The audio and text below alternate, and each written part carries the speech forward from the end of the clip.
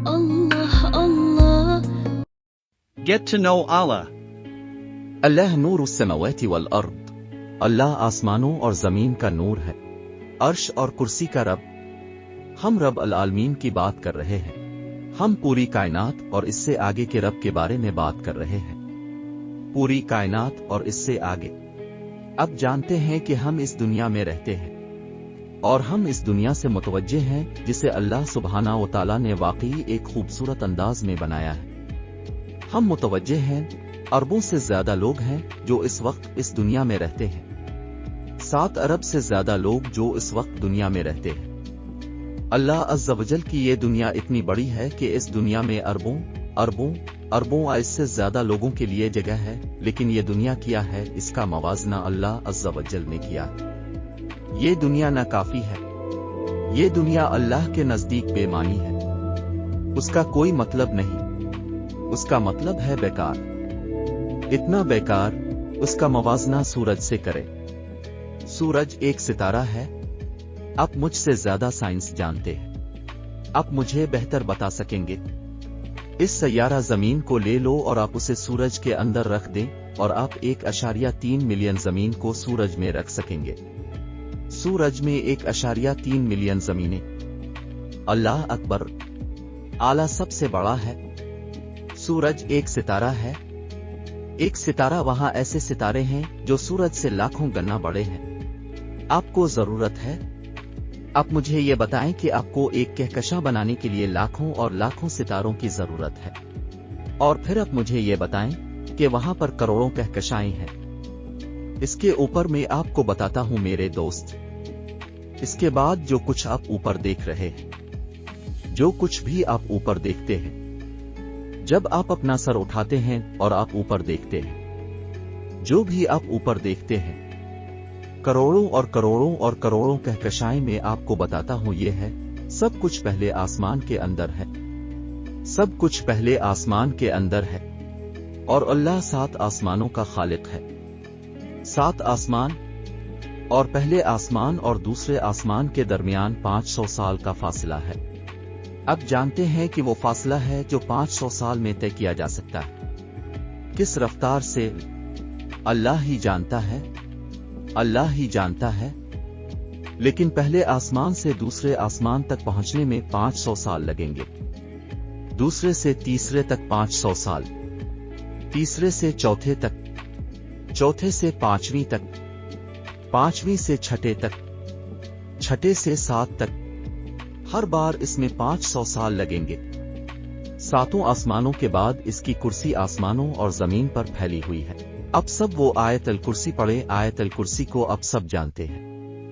اس کے بعد آپ کے پاس اللہ کی کرسی ہے، آپ کے پاس اللہ عز و جل کی کرسی ہے۔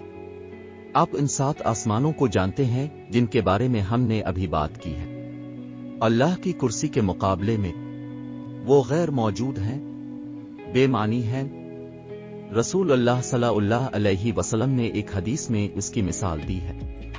بس اللہ کی کرسی کے مقابلے میں 7 آسمانوں کے حوالے سے ہمیں تھوڑی سی سمجھ دینے کے لیے اپنی انگلی سے انگوٹھی لے لو، اسے اتارو، چھوٹی انگوٹھی جو تمہارے پاس ہے، اور اسے رکھ دو۔ چلو کسی صحرا میں کہتے ہیں، صحرائے سہارا، یہ دنیا کا سب سے بڑا صحرا ہے۔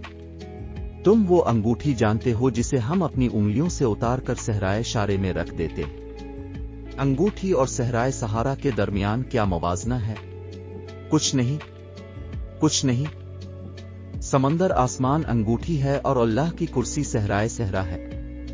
اللہ کی کرسی کے بعد آپ کے پاس اللہ کا عرش ہے اور اس کا تخت پانی پر تھا۔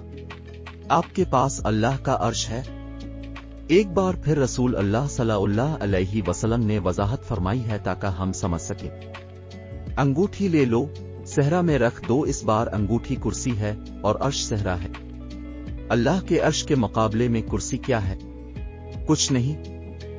پھر آپ کے پاس ایسے فرشتے ہیں جو اللہ کے عرش کو اٹھاتے ہیں، ان کے سر 7ویں آسمان پر ہیں اور ان کے پاؤں نیچے زمین پر ہیں۔ میرے دوست، پھر آپ کے پاس ہے عرش اور کرسی کا رب، لا تدرک الابصار وہو دریق الابصار وہو الطیف کبیر، بصارت اسے نہیں دیکھتی لیکن وہ سب بصارت کو دیکھتا ہے۔ اور وہ لطیف ہے، واقف ہے، وہ اس سے آگے ہے۔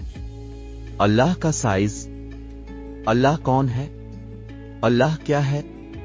اللہ کی عظمت اس سے باہر ہے، میرے چھوٹے دماغ کی سمجھ۔ یہ وہ وجود ہے جس کے ساتھ آپ اور میں گڑبڑ کر رہے ہیں۔ اعوذ باللہ من الشیطان الرجیم۔ اللہ لا الہ الا هو الحی القیوم لا تأخذه سنة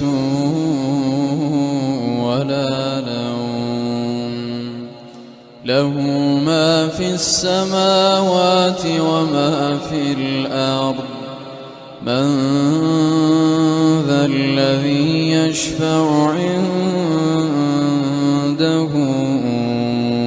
إلا بإذنه يعلم ما بين أيديهم وما خلفهم ولا يحيطون بشيء من علمه إلا بما شاء وسع كرسيه السماوات والأرض ولا يؤوده حفظهما وهو العلي العظيم۔